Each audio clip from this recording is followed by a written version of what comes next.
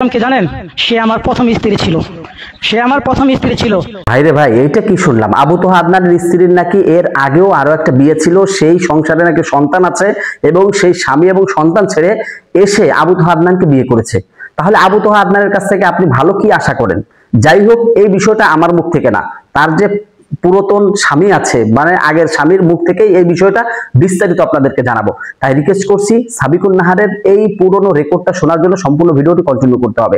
যারা সাবিকুন নাহারের সাফাই গাচ্ছেন বা তাকে সাপোর্ট করতেছেন, আগে এই ভিডিওটি দেখেন, তারপরে বিস্তারিত কথা বলতেছি, ঠিক আছে? আমি সমস্ত দেশবাসীর দৃষ্টি আকর্ষণ করছি।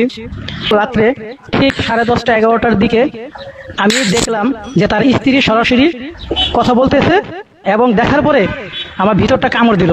কি রে, কে? যখন ভালো করে দেখলাম আর শুনলাম, সেটা দেখলাম কে জানেন? সে আমার প্রথম স্ত্রী ছিল।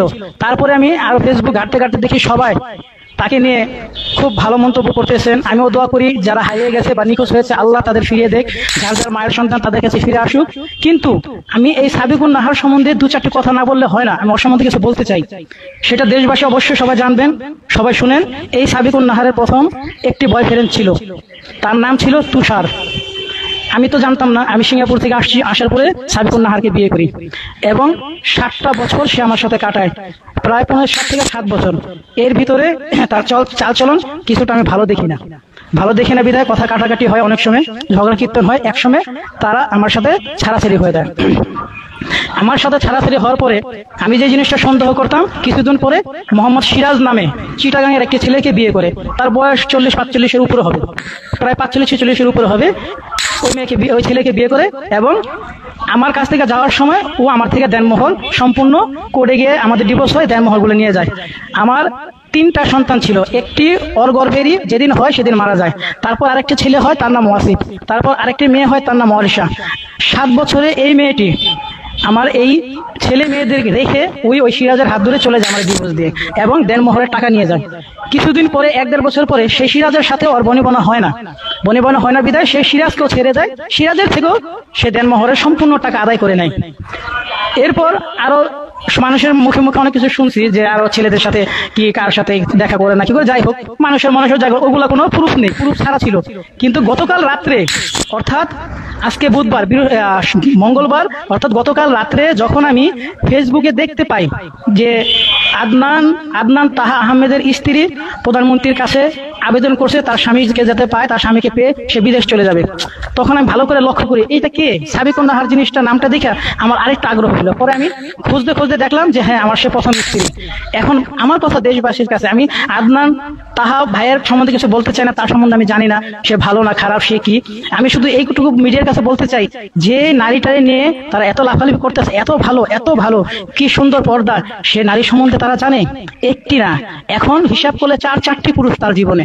প্রথম ভালোবাসার প্রেমিক, তার নাম হলো তুষার, বাউনিয়াবাদে থাকে, মিরপুর 11। আমি মিরপুর 11 নম্বর থাকি। আমি তারে বিয়ে করছি, আমি তার প্রথম স্বামী। আমি আমার ঘরে তার 3টি সন্তান হয়।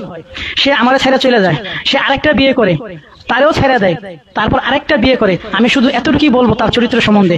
এখন আরেকটি কথা আমি আজকে বলতে চাই সবার সামনে, সে আজকে আমাদের প্রধানমন্ত্রী তার কাছে আকুতি বিনতি করতেছে যে তার স্বামীকে পাওয়ার জন্য। আমি দোয়া করি প্রধানমন্ত্রী তার স্বামীকে ফিরিয়ে দেখ বা ফিরিয়ে দেওয়ার ব্যবস্থা করুক, যদি ওইরকম প্রসেস থাকে। কিন্তু আমার কথা, সাবিকুন নাহার, আজ তোমাকে বলি, যেদিন তুমি আমার সামনে, তোমার মা, কারণ তোমরা তাবলিগ করো, তোমরা জামাতের সাথে জড়িত না থাকলেও জামাতের সাপোর্ট টানতা, তোমরা তোমাদের মাদ্রাসায় যেদিন বড় জামাতের লিডাররা ধরা খায়, সেদিন তোমরা তোমাদের ওইখানে, তোমাদের কাবাসিয়া মাদ্রাসায় তোমরা ওদের জন্য দোয়া প্রার্থনা করো, আর আমার প্রধানমন্ত্রীর জন্য বড় দোয়া করো। আমি আজ তোমাকে বলতে চাই, সাবিকুন নাহার, আজ তুমি দেখো আল্লাহ তোমার কোথায় নিয়ে আসছে। আজ তুমি সেই প্রধানমন্ত্রীর কাছে, আমার সেই প্রধানমন্ত্রীর কাছে আজকে তুমি তোমার সেই স্বামী যেটা হারিয়ে গেছে তাদের খুঁজতে আসছো। দেখছো, সেদিন আমি প্রতিবাদ করতাম বিধায় তোমরা অনেক কিছু আমার বলতো, আমার কাছ থেকে আড়াই চলতো। কিন্তু আজ দেখো, আজ তুমি কোথায় চলে আসছো। আজ দেখো আল্লাহ তোমার কোথায় নিয়ে আসছে, কতগুলো স্বামী তুমি পাল্টাইছো। আমি আমার সন্তানগুলোরে নিয়ে দেখো আজ আছি। হ্যাঁ, আমি দ্বিতীয় বিয়ে করছি, আমার একটা স্ত্রী আছে, আমার একটা মেয়ে আছে। আল্লাহ আমাদের সুখে রাখো। আজ দেশবাসীর কাছে আমি একটি কথা বলতে চাই, আমি এই নারী সম্বন্ধে বললাম, আমি আবু তাহা আহমেদ ভাই সম্বন্ধে কিছু জানি না, সে ভালো না খারাপ, সে কি, আমি তার সম্বন্ধে কিছু বলতে পারবো না। আমি দোয়া করি আল্লাহ তাকে ফিরিয়ে দেখ, যার যার মায়ের সন্তান তার কাছে ফিরিয়ে দেখ। কিন্তু আমার কথা যে এই নারীকে এই সমাজে বিচার হয় না, যে এতগুলো স্বামী পাল্টায়, নিজের সন্তানগুলো ছেড়ে চলে গেল। এই নারীর বিচার কি করবেন যারা আজকে আপনারা ওরে এত ভালো বলতেছেন যে উনি স্বামী নিয়ে বিদেশ চলে যাবে। কয়টা স্বামী নিয়ে চলে যাবে? আমার সাথে ডিভোর্স হয়ে গেছে, আরেকজনের সাথে ডিভোর্স হয়ে গেছে, এই স্বামীর সাথে যদি ডিভোর্স হবে না সেটা কি? তাই আমি দেশবাসীর কাছে বিচার দিলাম যে আপনারা বিচার করবেন আমি ওর বিচার চাই যে কতগুলা পুরুষ পাল্টানো যায়, 4-4টা পুরুষ একটি নারীর। হয়তো আপনারা আমাকে প্রশ্ন করতে পারেন যে আপনি কেন বললেন? ভাই, আমি গতকালকে রাত্রে দেখে আমার খুব খারাপ লাগতেছিল যে মানুষ একটা স্বামী পাল্টায়, সে খারাপ মানে আরেকটা স্বামী পাল্টায়, আরেকটা স্বামী, বয়ফ্রেন্ড, এতগুলা। তাই ওর সম্বন্ধে আপনারা ভালো করে জানেন। আর ওরা আজ আমার প্রধানমন্ত্রীর কাছে ওরা চাইতেছে ভিক্ষা হোক, যাই হোক চাইতেছে। আমি চাই আমার প্রধানমন্ত্রী অবশ্যই যদি পারে খুঁজুক, আমাদের র্যাব ভাই, প্রশাসনের ভাই যারা আছে খুঁজে বের করুক। কিন্তু আমি নারী সম্বন্ধে বললাম যে নারীর চরিত্রটা এইটা, ওরে নিয়ে বাড়াবাড়ি করার কোনোটাই নেই। আমি দোয়া করি আদনান তাহা ভাইকে যাতে তার মা বাবা ভাই বোন যারা আছে তাদের কাছে ফিরে যাক, যেসব 4 জন হারিয়ে গেছে তাদের যাতে ফিরে পাক। কিন্তু আমি নারী সম্বন্ধে বললাম, এই নারী সম্বন্ধে আপনারা লাফালাফি করে কোনো। যাই হোক দর্শক মন্ডলী, সাবিকুন নাহারের পুরাতন যে স্বামী আছে তার মুখ থেকে সম্পূর্ণ বিষয়টা জানতে পারলেন। তাহলে সে যদি এক স্বামীর ঘর ছেড়ে এসে যদি বিয়ে করে, যদি সেখানে যদি না বনায় নিতে পারে, দ্বিতীয় স্বামীর সাথে কিভাবে সে বনায় নিবে? কারণ মেয়েরা প্রথম বিয়েতে যদি স্বামীর সাথে না বনাতে পারে, দ্বিতীয় স্বামীর সাথে আদৌ সুন্দর করে সংসার করা সম্ভব নয়। তাহলে বুঝতেই পারতেছেন যে আসলে দোষটা কার। আর আবু তোহা আদনানের কথা বলি, সে একটা ছেলে 2টা বিয়ে করতে পারে, 4টা বিয়ে করতে পারে, তার সমস্যা কি? তার যদি সামর্থ্য থাকে সে করতে পারে। সেই ক্ষেত্রে সোশ্যাল মিডিয়ায় এসে এইসব বলার তো কোনো অবকাশ রাখে না বা বলার কোনো দরকার হয় না।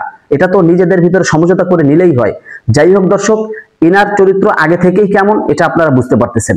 যাই হোক, সম্পূর্ণ ভিডিওটি কন্টিনিউ করার জন্য আপনাকে অসংখ্য ধন্যবাদ। তো সম্পূর্ণ ভিডিওটি দেখার পরে আপনার মূল্যবান মতামত কমেন্ট করে জানাবেন। ভিডিওটি ভালো লাগলে লাইক এবং শেয়ার করবেন। তো সবাই ভালো থাকবেন, সুস্থ থাকবেন। আসসালামু আলাইকুম ওয়া রাহমাতুল্লাহি ওয়া বারাকাতুহু।